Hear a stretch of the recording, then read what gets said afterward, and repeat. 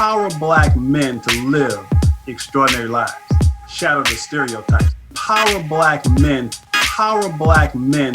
Shatter the stereotypes. Power Black men to live extraordinary lives. Shatter the stereotypes. Shatter the stereotypes. Power Black men to live extraordinary lives. Welcome to Shatter the Stereotypes, where the intention is to empower Black men to live extraordinary lives. This show is based on the simple idea that every Black man is capable of creating inner peace, dynamic health, great relationships, and financial abundance.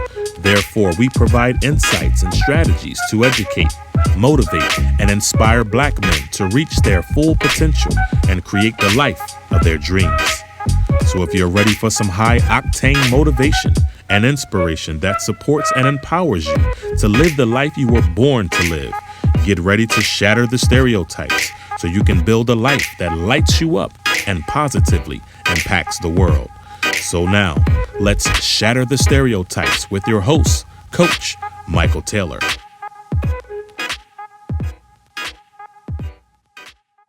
Welcome to Shatter the Stereotypes, where the intention is to empower Black men to live extraordinary lives. I'm Coach Michael Taylor, the Human Potential Architect, who is committed to empowering men and women to redesign their inner worlds so they live with power, purpose, and passion. There are two stories every man carries: the one he is given and the one he chooses to live. For many, the first story is shaped by pain, silence, anger, and survival. But what if that's not where the story ends?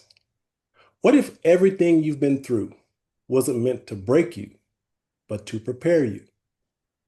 Today's guest is a man who has lived both stories, from trauma and adversity to healing, purpose, and transformation. He made a decision to stop running from his past and start rewriting his future. He calls it the second story. And today, he's here to share with you what that looks like. His name is Ernest Patterson, and he is the author of My Second Story, From Addiction to Purpose. Hello, Ernest, and welcome to Shatter the Stereotypes. How you doing today? Michael, I'm doing great, and thank you for having me. Really excited to have a moment and just connect with you and talk to you. Absolutely. So before we jump into your book and your work, let's start off with a few icebreakers. So first of all, name a woman who's inspired you to be who you are.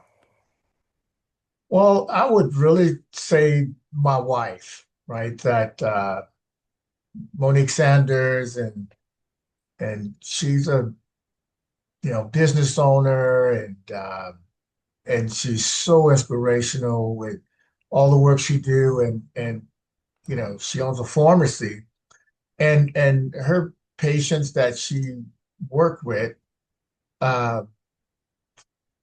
she's like a therapist. I mean, they come and talk to her, and they call all times at night and during the mornings, and I just hear them talking, and just her way of connecting and her commitment to uh, uh, service is just unbelievable. Nice, nice. Now, name a man that you look up to and admire. Well, I would say I'm a Christian, so Jesus Christ is someone that I think the teachings of Christ have been something that I try to live by, even though I fall very short of it at times. And it's like, there's this North Star, and his teachings are like the North Star for me. And sometimes I miss the mark, and at least I'm aiming for it. So Yeah, that's part of the goal. there you go. Now, imagine you're going to be stuck on an island for 30 days, and you can only take one book with you. What book would you take? Hmm. I would take my book, My Second Story. There you go. And that's just something that really resonates with my spirit. And to start off with a first story and end up with a second story is, for me, it's just it's a blessing, and I have a lot of gratitude for it. Nice. Now, I wrote a book titled The Cure for Onlyness, A Black Man's Guide to Joy, Passion, and Purpose. And in the book, I talk about the unique challenges that we as Black men have to deal with when we're in environments where we're the only person of color. So I'm certain you've had that experience. So how do you navigate those experiences? That's a great question, because I do I'm, have experiences like that. I'm in a lot of environments that sometimes I'm either the only one man of color, or maybe just two other in a group of, men that don't look like me. And and what I try to do, Michael, is really focus on their humanity, right? And they're human beings, right? And so knowing that my experiences are different than their experiences, they're still human beings, right? And so I look at it from a place of how can I connect with that person. Now, surely, one of the teachings of Christ talks about it's easy to, connect with the people that think like I do, love like I do, act like I do. But the challenge is, how do I connect with people that don't look like me, that don't love like I do, that don't believe in some of the things that I believe in, and so to me is that's kind of the teachings of Christ. Is because Christ didn't he hung out with people that he said, the ones that were not sick. I mean, they didn't need a doctor. It was the ones that were sick. So I try to hang out with people that, that oftentimes that don't believe in the same things, and really try to connect them to. Last question. As a man who happens to be Black, are you optimistic or pessimistic about the future in general? I'm optimistic, right? I think that, with a vision and taking action, that, you know, regardless to what the situation is, that I have an opportunity to grow, to be a better human being, to be a better father, husband, employee, employer, with intention, right? To set an intention for my life, and know that I don't do it by myself, right? And have people in my life, and have people in my life too that that can support me along the journey. Mm, yeah. Now, let's dive into your book. And your book is titled My Second Story, From Addiction to Purpose. So, first question is, what is a second story, and how does someone know when they're ready to begin writing theirs? Yeah, that's a great question. You know, the premise of it, Michael, was about how do I honor uh, someone's first story, because you talked about it earlier around, people struggling with trauma and neglect, physical abuse, sexual abuse. And sometimes they come from environments that wasn't the conducive to their own personal growth, right? And for me, it's not about shaming that person because of their circumstances, even though they are 100% responsible for the choices they made. I look at it from a place of resilience, right? That their resilience is what got them to the point that they're at. And that's their first story. And so now they're stuck. And so what are the steps? What are the necessary things that someone can do to create a second story for their life? So first and foremost, I believe it comes with awareness that what I'm doing and where I'm at in my life, I know that I have more, and what are the steps to take my life to a different place? Now, thinking about that, which what I loved about your book, which I have actually read, is your pure, authentic vulnerability in sharing your story, which is really powerful. And I've come to know that there are really only two things that will cause a person to want to change. One is pain, and the other is what I call divine discontent, which is it's an inner feeling, a knowing that something's just off. So, which of those two things caused you to want to change and write your second story? And I guess the next step is it was both.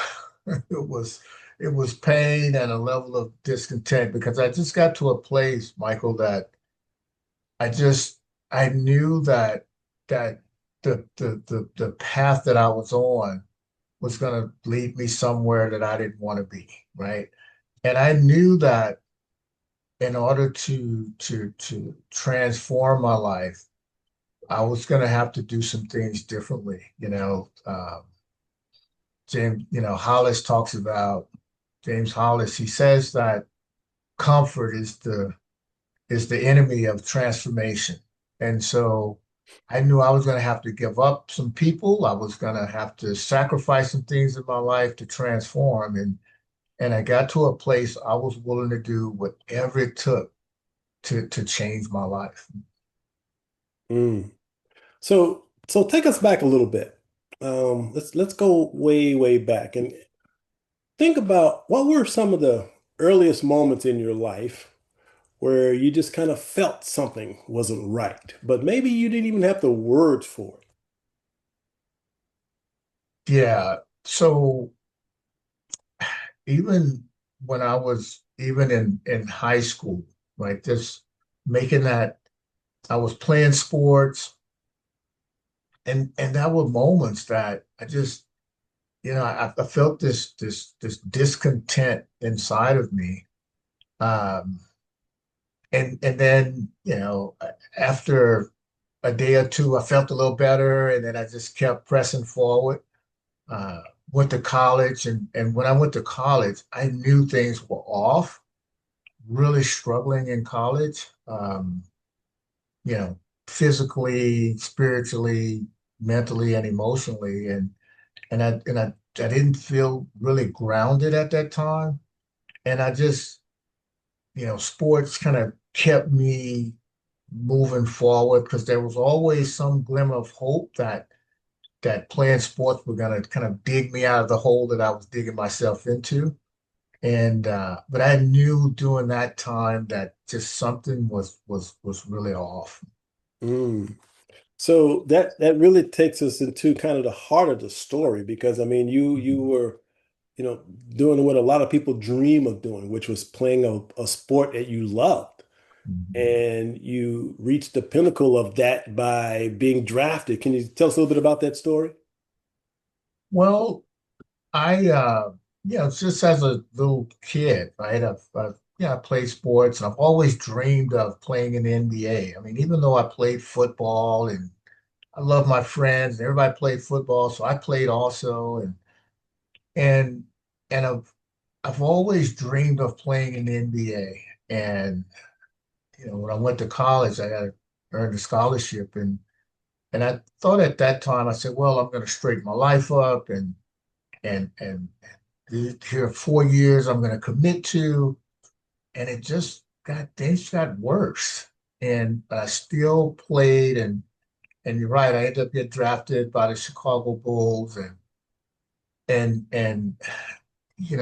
during that time, um, I went to Denver to work out with a guy who was already playing in NBA, and just during that time, just I struggled, and so when I went to camp, I wasn't in the best physical condition. Mentally, I wasn't in a good place because I had been abusing drugs and alcohol prior to that. When I went to camp, I wasn't ready. And played in a couple of exhibition games, practiced, and eventually I ended up getting cut. Now, the beautiful thing about your book, I believe, again, is the vulnerability in which you share some of those challenges because the things that led up to you not being 100% earnest, if you will, there were some challenges that you dealt with early on as a kid.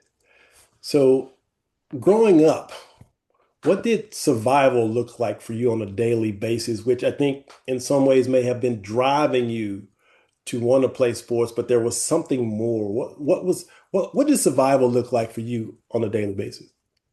Yeah, I grew up in an area called, Cashmere Garden, and it's close to this very, historic neighborhood called Fifth Ward. And I grew up in that area, and going to the park as a young kid, playing basketball, playing, stick baseball with a broomstick, and yeah, just whatever, kickball. And we would see guys, as it got late in the evening, and they would be gambling, shooting dice, drinking alcohol, smoking marijuana.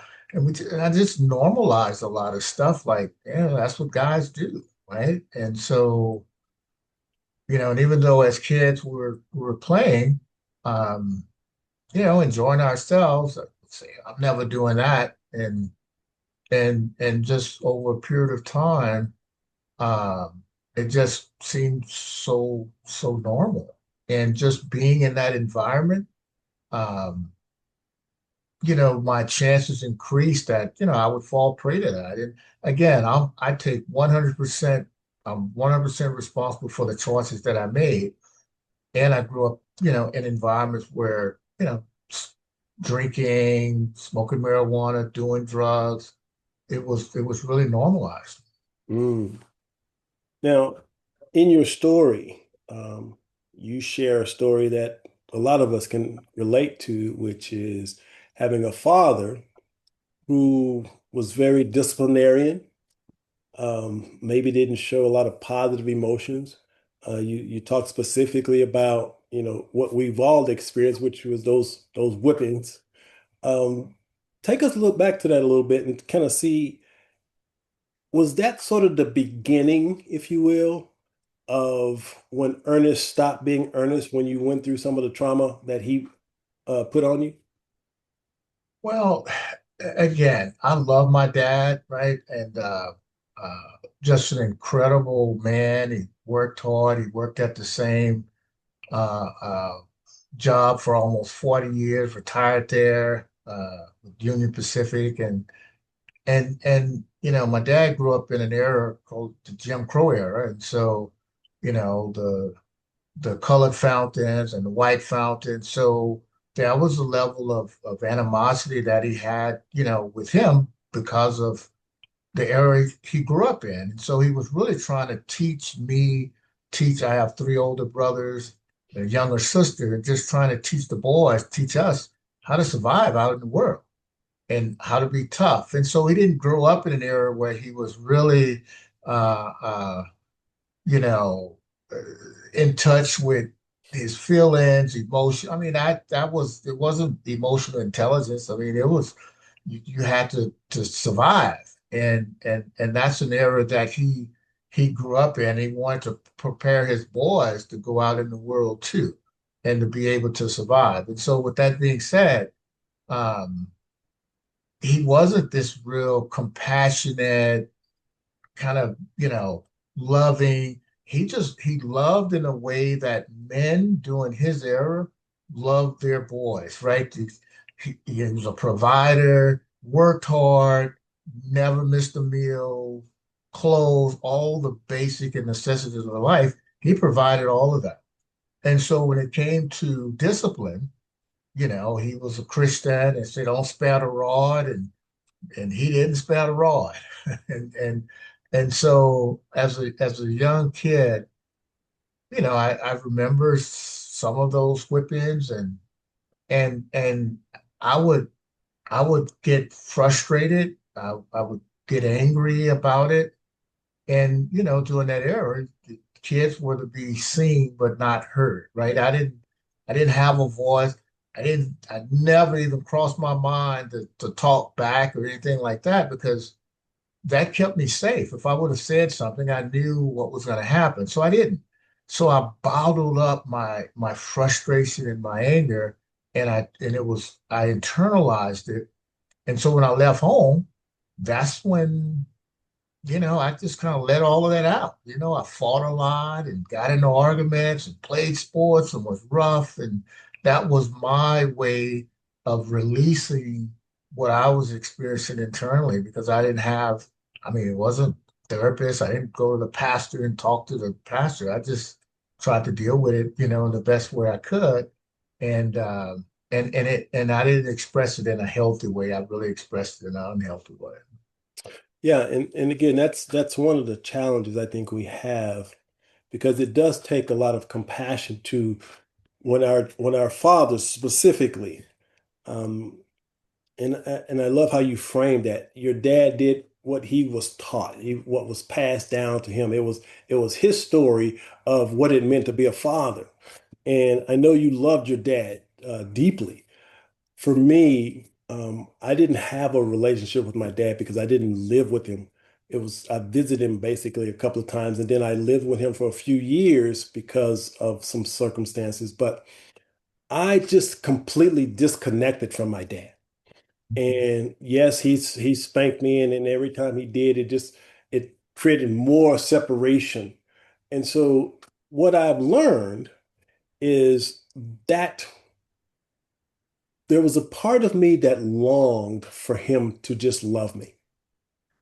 There was a part of me that wanted to have that leave it to beaver kind of dad, that was you saw on television that was so always happy and nice and hugging you and loving on you. And I didn't get that from my dad. And I had to do a lot of healing around my relationship with my dad. And I know that as a therapist, you help people process that trauma, if you will. Um, but one of the things that happened for me is that I, like yourself in a lot of ways, completely disconnected from my anger. I saw anger as something that, was bad. And it wasn't until I started doing my healing work that I got to understand that I needed to feel and express that anger in a healthy way. So for you, you talk about that a little bit in your book, um, that you said that anger almost became like a language for you. But then you said that it was really trying to express something else. Can you tell us what that anger, what that you were trying to express for real? Well, I think part of it, well, I think it was a couple of things, Michael, that because underneath the anger, there was a sadness and a deep sadness because I wanted to connect with my father in a different way, right? That, I wanted to hear my dad say, at some point that I'm proud of you, I love you, and look, again, I mean, they didn't grow up with that language, right? And I don't ever remember hearing my father even tell me that I'm proud of you, I love you. And I know he did. I know he loved me and I know he's proud of me.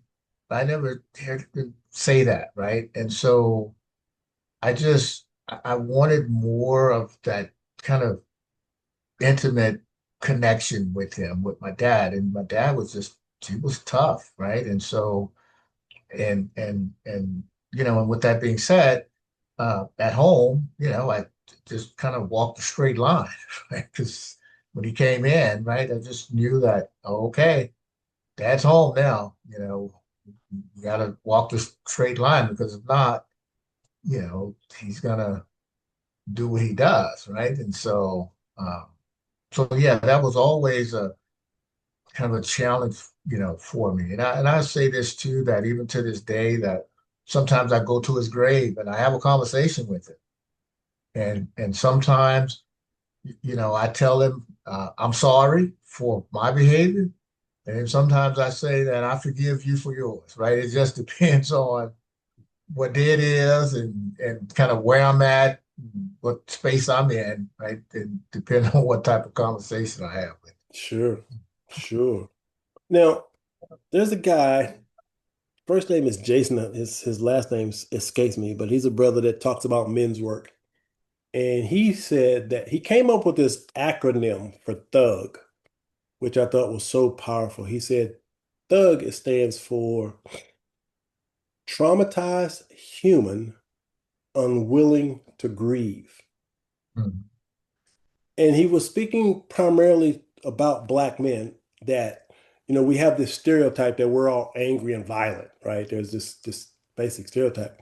But I think that really speaks to where we as Black men specifically need to be willing to actually heal, to address that father wound, if you will, to look at how the relationship we have with our fathers are actually impacting our lives as adults. And Sure. if we don't go back and heal that, it sabotages our ability to connect. So with that being said, I want you to just kind of talk as a therapist, talk about the importance of being willing to heal that anger, that hurt that we may be carrying about our dads. Yeah, that's a great point. And I would even take it another step further. There's this term we call projection, right? And those parts of myself that's unhealed, I can project that out into to the world, to other people. And so I give you a primary example that, you know, my dad, he wanted things to be a certain way. And when they wasn't, he would speak really firm and stern about it. And so it was frightening, and I just kind of recoil from that because that type of firmness, I didn't really like it. And so for a long time, even if I hear someone that I project talking to me like really firm and stern, I'm like, oh, okay. It's easy for me to project my dad onto them. Like, oh, they Mm, act just like my dad. I don't even want to talk to them. I want to go the other way because, so I have to be mindful of that and conscious of it and aware of it, that it's easier for me to project my dad onto someone else if that behavior reminds me of something that I've experienced in the past. mm.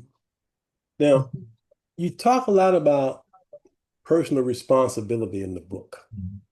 So what does that really mean beyond the cliche? We hear that all the time, personal responsibility. So again, you talk about projections and we're carrying all this trauma, whatever, but it isn't until we draw that line in the sand and say, if it's to be, it's up to me. To me, that's what personal responsibility means, Right. taking full responsibility. So tell us a little bit about what personal responsibility means to you. Well, so I think you're familiar with this, Michael, because this is something that you say, talk about sometimes we just live out a script. And so I don't want to minimize it with this statement that I think sometimes, kids come into this world and they don't get the best deck of cards sometimes. I'm not here to blame parents or bash parents, that sometimes they grow up in environments that's not conducive to their growth, to their health and their well-being. That's truth. And as a result of that, they learn certain things within the system that does not serve them well, right? And and as a result of that, they take on uh, some of those attitudes, some of those behaviors, and they go out in the world and they make choices that doesn't serve them. And what I'm saying is that taking responsibility, right? That's part of their story, right? And even though that's a part of their story, because I could say and blame my mom, my dad, society, but if I do that, that means that I'm not taking responsibility for the choices that I made in my life. That's a part of my story that I can own it, that's a part of my story. And I made some choices that didn't serve me well because until I can take full ownership of my choices, it's hard for me to go through this transformational process if I'm not taking 100% responsibility for my choice. Because if I blame others, well, that means that it's their fault. And I don't want to get into where it's my fault or their fault, but if I blame others, that means that I don't have to take responsibility for my own actions. Hmm. And that's important. One of the first steps of self-awareness is that, yes, I'm taking full responsibility for my action. I'm going to tap into my own agency or autonomy to make the necessary changes to move my life to a different place. Yeah. So specifically in your own case, you talk again about not blaming, and you said start about your focus has been is on starting to look inward. So Yes. in your life, how did your life begin to change once you stopped blaming and really started looking inside? How did your life change? Well, Mike, I didn't know how I was going to do it. I just knew I was going to do it, right? It's just something clicked inside and say, everybody's not living the way I'm living. That has to be another way. This is not the way I'm living, is not the way life is meant to be. Hmm. And so I was willing to do whatever it took to change. So I was open, I had a beginner's mind, and I knew that I was going to have to make some drastic changes in my life. So I eventually went to a treatment facility, which I had no idea. I had no idea about treatment facilities. I just knew that they were out there. And I said, I'm going to get some support and help. And that's what I did. And then I started paying attention. I was listening. They say, if you do this, this can happen. And I just had faith that, because I saw other people seem like it helped change their life. And they told me that I can't do it by myself, that I needed support from others. I needed a community. I needed support from others. And I was shy also. And so I was really stepping out of my comfort zone. And I was willing to do that if that meant that I was going to feel better. My life was going to be headed in a totally different, direction. I was willing to do that. Now, somebody's watching this or will be watching this, and the rationalization that men will have sometimes is, well, you don't understand my story. You don't know what I've been through. So for that person that's maybe thinking that as they're watching this, what would you say to them? If that man was sitting across from you right now and he said, Ernest, man, you don't understand, man. You don't know what I've been through. What would you say to that person? Well, the first thing I would say, I'm not here to minimize anyone's pain, Mm, right? I think that I would honor their pain. And I've been around a lot of people. I've met with a lot of people in my life. And that's part of the reason why I wrote my second story, because I know firsthand that you can go through, or anyone could go through some really devastating times in their life, and they can come out on the other end of that. They can really transform their lives, and there are ways to do that if one is committed to doing that. So it's not overnight. It's a journey, and I just believe beyond a shadow of a doubt that because I've seen other people, and not only others, just myself, is to be able to get to the other side of that, that I have all the faith that if someone is committed to really changing their life and getting out of their comfort zone to do something different, uh, they can make the necessary changes in their life. yeah, absolutely. Now, you've done some pretty extensive men's work. And what did you discover about yourself that surprised you the most? Yeah, I think one of the things, Michael, is we talk about these golden parts of ourselves and this kind of shadow part of ourselves, the gold and the shadow, right? That I get the gold, those parts of myself that's awesome, that I want to show up in the world in a certain way. And then when I heard, wow, there's gold in my shadows. I'm like, what do you mean by that? And what the mean by that is that it's the learning or the teaching that I gained from my shadow. That's the gold in it. Like I would say that, the people pleaser, right? There was a time that I got a plaque, right, at my job years ago about it was the Good Guy Award. Mm. And I went to my men's group and I said, wow, because I believe I'm a good guy anyway. So I said, I'm a good guy. I want a award. I said, and I want, and here's the plaque. And they said, Ernest, what did that cost you? I'm like, wow. And how I would show up in places that I wasn't willing to really speak my truth or disagree because they were going to either kick me out the club or they wasn't going to like me. So, I put the people pleaser mask on to fit in. And Mm. and once they challenged me with that, um, I said I got it, right? And the goal was is that wasn't serving me. I wasn't in my authentic self showing up in the world like that. And so now I say, yeah, I don't. And the way those parts go in the shadow is to pretend like it's not there.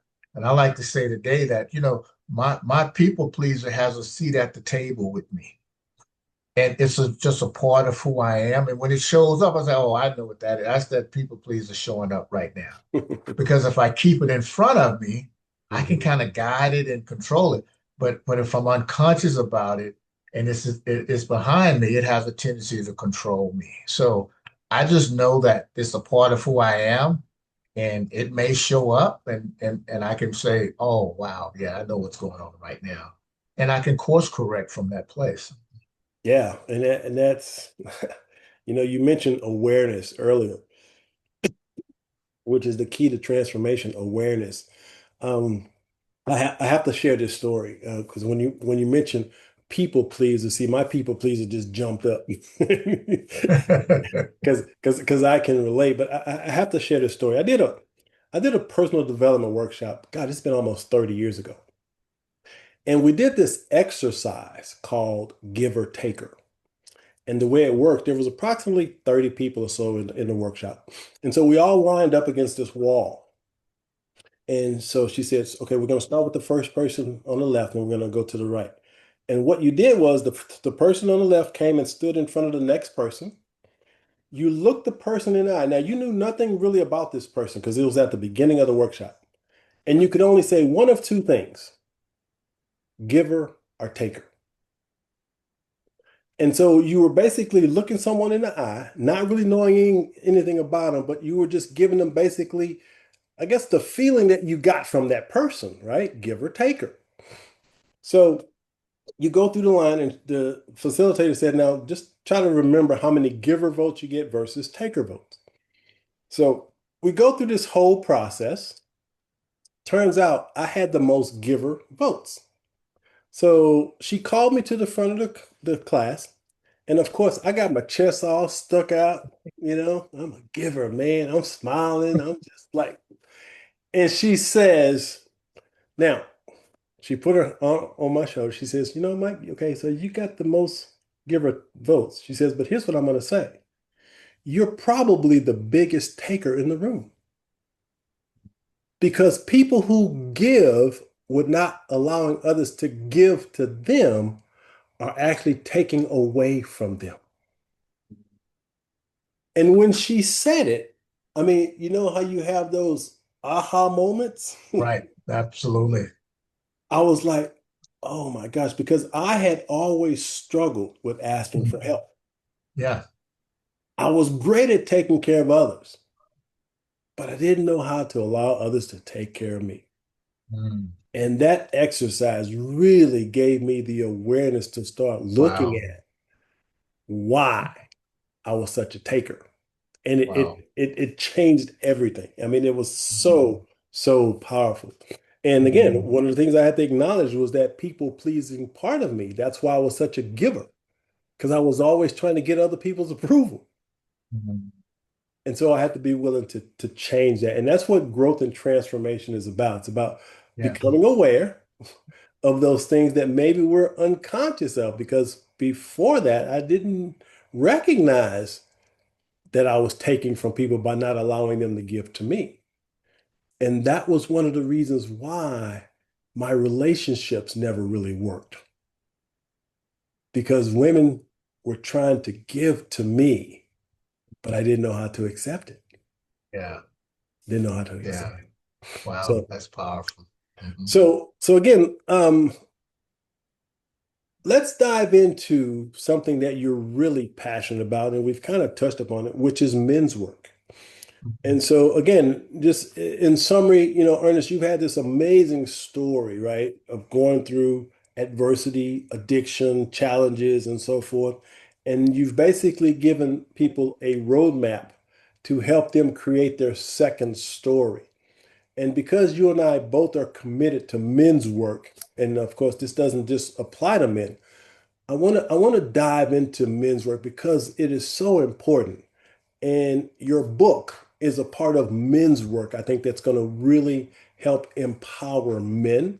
So I want to talk about you as a facilitator of men's work. So first of all, tell us, how did you get involved with like the Mankind Project? How did you get involved, and what caused you to want to teach or train their methodologies?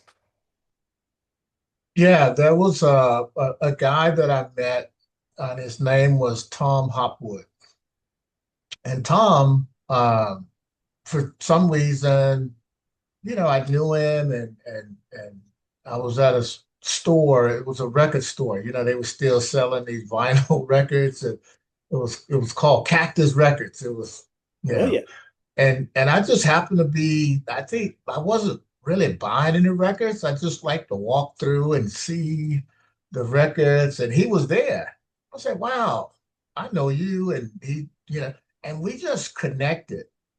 And I was still playing overseas, and he said, do you want to go to this men's retreat? And I agreed. I said yes, but I was still kind of coming back and forth from the States, and so when he initially asked me, I didn't go, and because I was going back and forth, and when I stopped playing, I said, yeah, I'll go, and I went. And when I first went, I just, there wasn't a lot of men that looked like me at the time. And I just, I had this, you talked about the book, the loneliness, right? It's just that I felt that is there a place for me? And there were some men that, for whatever reason, they connected with me and just wanted to, just kind of support me. And there were men that didn't look like me, and uh, guys, Martin Lassoff, John Abel, Judge Maddox was there, and so they nurtured me. And I said, wow, I have some allies. I have some people that, that I can kind of lean on. And I did. And they kind of took me under their wing, and I trusted them. And as a result of that, I just stayed in the project, right? Mankind Project. And over the years, someone said, well, Ernest, what about leadership? Would you be willing to kind of take a chance at leadership? So I did. I started out at the lowest level. I said, yeah, I'll do that. And what we call a leader in training, a LIT. And I did that for a while. And kind of dipped my toe in the water, and it felt good, right? And then I had the support of the people kind of encouraging me, well, what's the next step? Well, it was like a CLC, a co-leader candidate. And and I took the risk to do that, really out of my box. And then I did it, and I felt like I say, wow, maybe I can really do this. And with the encouragement of other men, and even though there were moments, really challenging moments, as I was going through the ranks, and then Martin suggested I sit for co-leader, and I did, and I got blessed. It was hard. I mean, just jumping through all the hoops, and I did that for several years, and then I was, Martin said, well, it's time. It's time for you to kind of be the full leader. You run the whole show. And I said, I tried to say, I don't know about that. I'm not ready for that yet. And he said, I mean, do it. I mean, you just do it. And I know left to my own devices, I would have put it off because I wanted to, and because he encouraged me to lean into it. That's what I did. And they blessed me as a full leader. And so for me, it's about how do I inspire men that look like me, men that don't look like me, to know that there is something. How do they tap into their greatness? How do they tap into their genius? Because something gets in the way. Because I think all of us, myself, anyone on the planet, there's something great. There's a genius inside of them. And what gets in the way of them kind of tapping into? So that's what motivates me on a daily basis, is just to help men to tap into their greatness or their genius, to go out to be in the world and be the best version of themselves. Now, before you went to the Mankind Project, what was your life like at that time? I mean, you were back in the States, or you were still in Brazil? Well, before I went I was sober, right? I Okay. hadn't, I stopped, drinking and doing drugs in 1986. So I was sober at the time. And so I'm still trying to figure life out, right? And I know I was coming back here to the States, and I didn't know what I was going to do. And I had an idea of which direction I want to go, but it was the grind. It was going through that process because now I'm overseas playing, and every day now I come back to the States like, okay, all right, what are you gonna do? Right. And so I had to figure it out. And so I set out on a path to be licensed, and so you know, and I know that I wanted to help people at that point. It was just around recovery. And then it really, after I got into Mankind Project, it just kind of expanded to other areas. Now, were you a therapist before you went to Mankind Project or afterwards? It was afterwards. Okay, so you went to Mankind Project, you did all this amazing transformational work, then you decided to become a therapist. Is that kind of Right, what happened? right. Exactly. Right. At that point, it just gave me the confidence and the reinforcement that, man, there's something else out there, and I can, if I put my mind to it, dedicated, just transforming that addiction to purpose, right? That there's I can achieve it. So looking at it in hindsight now, do you believe that as you look at, the addictions and the challenges that you went through, can you see that, as you mentioned earlier, there was gold in that pain that Mhm. caused you to want to help other men? Absolutely. Absolutely. Just to add to that, Mike, I used to lead what we call boys to men rites of passage weekends for adolescent males, right? I would lead them. My dad would come with me, and just kind of my pride and joy. I mean, you've been on yeah, you came to a couple of those. And so the men who would come and mentor the boys on, we would have a workshop for them, and they would have to bring a picture of themselves as an adolescent, right? And so when they would bring that picture, we did a little process so they would check in, and the process was to look at that picture and honor and bless that teenager for everything they went through to get them to the place where they're at now in their life. And so I look at all of that, the pain, the challenges, everything that I went through. It made me who I am today. So it's not from a place of regret. And you're absolutely right. It's a place from I'm grateful that I went through everything that I did to get me to the place that I'm at today. Yeah, because I know as I reflect back over my life and I think about all the adversity and trauma that I went through, if I had to do my life all over again, I wouldn't change a thing because I know and now recognize that every piece of it was part of my divine purpose. Yeah, And as a former atheist who used to didn't believe in anything a power greater than myself, right, obviously that has shifted tremendously because I now right. recognize that it Mhm, was my higher power that carried me through all that trauma that now mhm, allows me to do what I do. mhm. And so I literally see the perfection in all of it. And I know for someone who may be watching this and you may be stuck in the middle of whatever you're going through, Right, rest assured that, again, never want to deny the pain, whatever that might be, right. but do know there is something on the other side if you're courageous Mm, enough to go through it. And you mm, got to be willing to go through it, whatever that takes. So, with mm. that being said, Ernest, so for someone who feels stuck, maybe they feel stuck in their past, what's the first step toward creating this new story that you talk about? Yeah, I think the first step, Michael, is just the awareness, right? That, once I get to a place that I have the awareness that I'm stuck, it's you can begin to make some progress at that point, right? And I would say that we don't set off on this journey alone.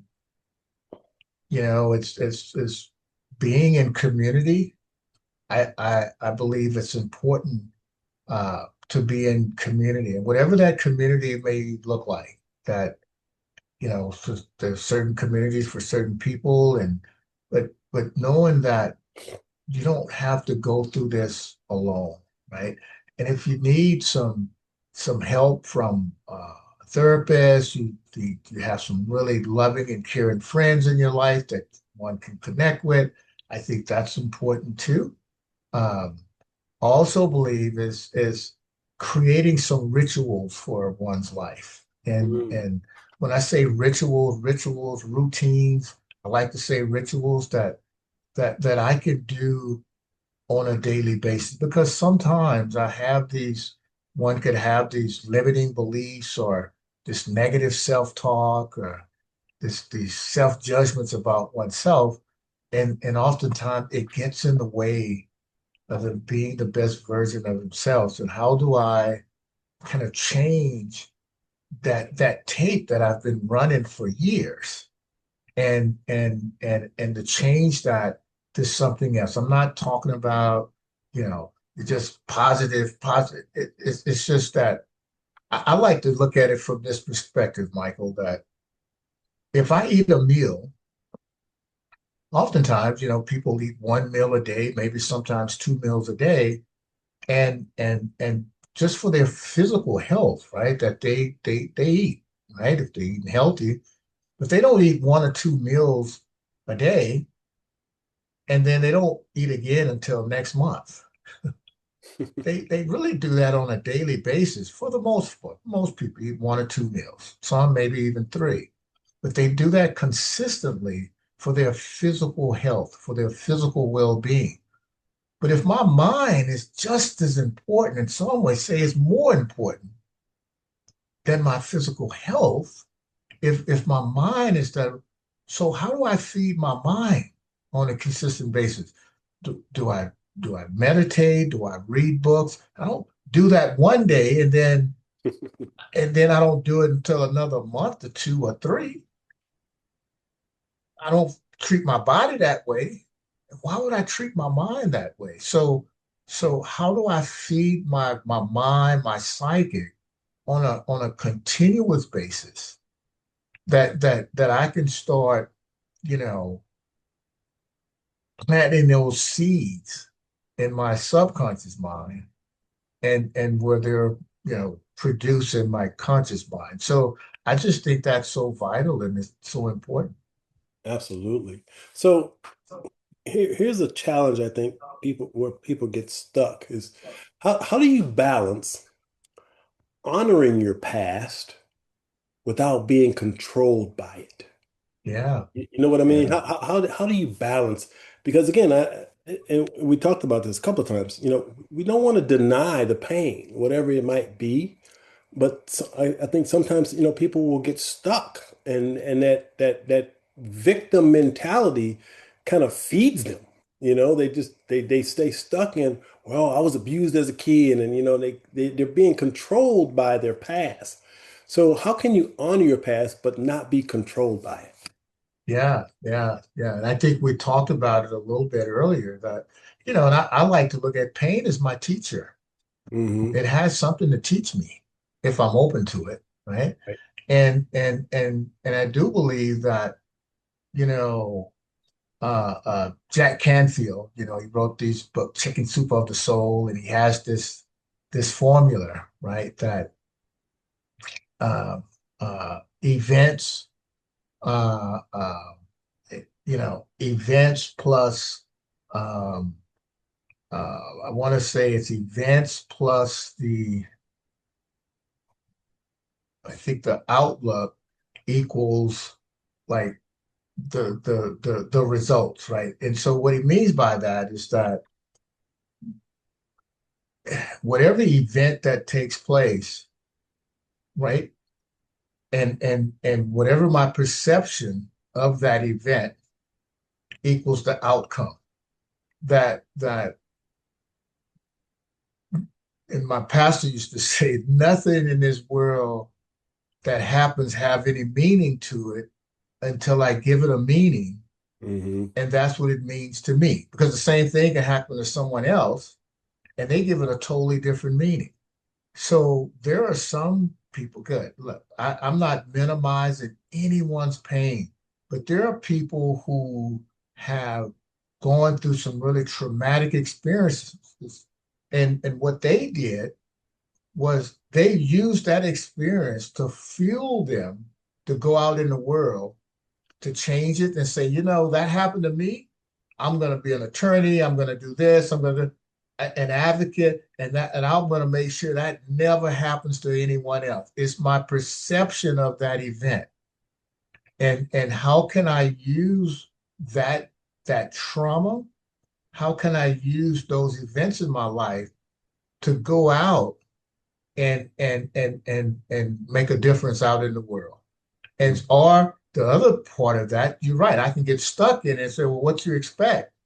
That happened to me, and as a result of that, I mean, I'm stuck in it, right? So I have a choice of how do I navigate through that, and I think it's important to be able to look at those situations that how do I use that energy that's in it to go out in the world and do something great. Yeah. Well, the optimist in me sees a shift, specifically when Mhm. it comes to men of color. Mhm. And number one, our willingness to even talk about therapy, Mhm. to even talk about trauma. I remember back in 1995 when I wrote my first book, Brothers, Are You Listening? I was talking about therapy and I was on a radio station and his brother called in and he accused me of being trying to be white because I was talking about therapy. This is back in 1995. And now, fast forward to today, and I see brothers all over the place, man, saying, look, I see these groups popping up, brothers going to therapy, and there's this, we've started removing that stigma, right? That it's okay to say, I need help, because I think those are the three most difficult words for any man to say, which is I Right. need help. But I do see a shift. And at the same time, what I also see in some cases is we get caught up in these trends, and mental health has almost become a trend in a way that people are saying they're doing certain things, but they're not really doing the work because the work is just that. And the only way out is through. So we've got to be willing to process whatever that negative energy, all that hurt that's maybe stuck. So can you in put on your therapist hat and talk about the importance of really being willing to do the work versus just saying, "Oh, I'm in therapy." No, I think that's a great point, Michael, that, transformation is not easy. Hmm. It's a commitment, right? That, it's going to bring up things that perhaps I didn't even know that was there, that's been dormant for a long time. And I can't say it enough that James Hollis talks about that, comfort is the enemy of transformation. Is when it's about me being uncomfortable, right? That because I think sometimes, Michael, that people want to stay in their comfort zone. And the reason why, and even if comfort is their comfort zone is misery, at least they know what that feels like, what it looks Yeah, like, and they know how to navigate through that because they've been doing that for a long time. But to step out of that place, there's some uncertainty that okay, where's that going to lead me? Why do I want to take that step, right? And so I have to be willing to take that leap of faith, that to give myself a chance to do things in a different way, because it's through pain, and on the other side of that, right? If I just stay with it, I just stay with it. You talked about vulnerability earlier. When I'm vulnerable, when I willing to tell the truth about what's going on inside of me, that I'm really willing to let someone know that, I'm struggling. I take off the mask. I wear the good guy mask. I wear the I'm okay mask. I, I take off the I'm fine mask. I take off all of these masks and show people who I really am. And there's because if I don't, there's a cost to me hiding behind all of those masks. And if I'm really willing to heal, and I like to say oftentimes that's where addiction lives, in those unhealed places, those places where I don't want to heal. And as a result of that, I want to do something to fill those voids up, that feeling of disconnect and being uncomfortable. I want to put something in my body. I want to engage in some maladaptive behaviors that's going to change the way I feel. And it's external. And none of that external stuff is going to last. right. I got to do the work internally. Yeah, absolutely. So the way I like to think about it when I think about transformation is there are tools that we can use that Mm-hmm. support us in transforming our lives. Okay. Mm-hmm. Therapy is a tool, the way I see Mm-hmm. it.